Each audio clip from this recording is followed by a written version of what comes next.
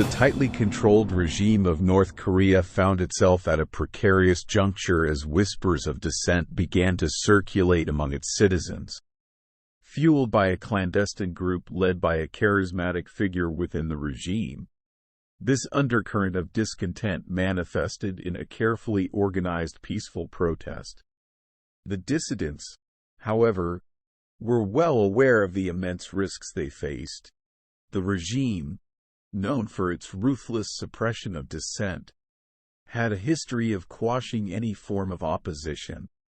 As the peaceful protest gained momentum, the regime's security apparatus went into overdrive to quell the uprising. Surveillance became more pervasive, and dissidents faced heightened risks of exposure and subsequent consequences.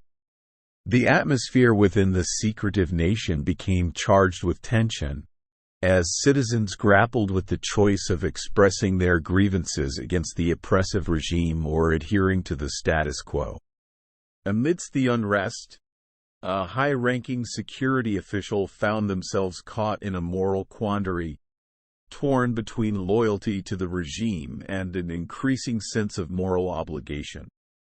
This internal struggle mirrored the broader societal conflict, providing a nuanced perspective on the complexities within the North Korean power structure.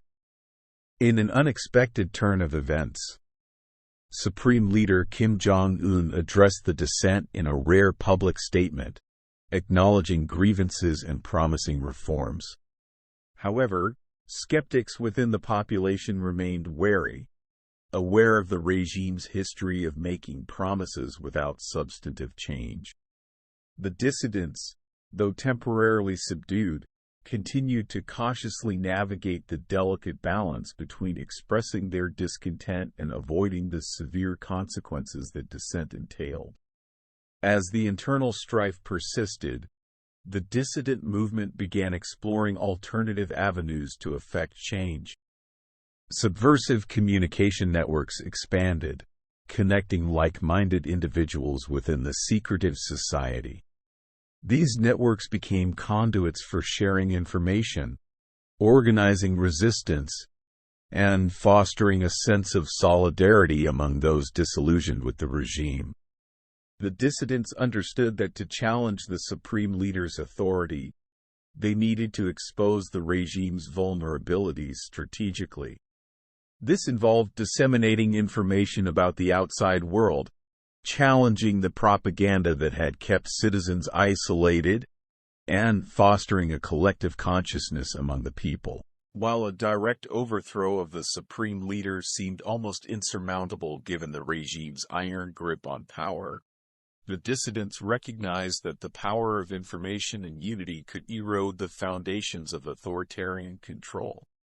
The seeds of change lay in the gradual awakening of the population to the realities beyond the propaganda. The fictional scenario leaves North Korea at a crossroads, with the regime attempting to placate dissent through promises of reform while dissidents quietly cultivate a movement for change. The delicate dance between the regime's oppressive control and the burgeoning desire for freedom underscores the complexities inherent in challenging authoritarian rule within one of the world's most secretive nations.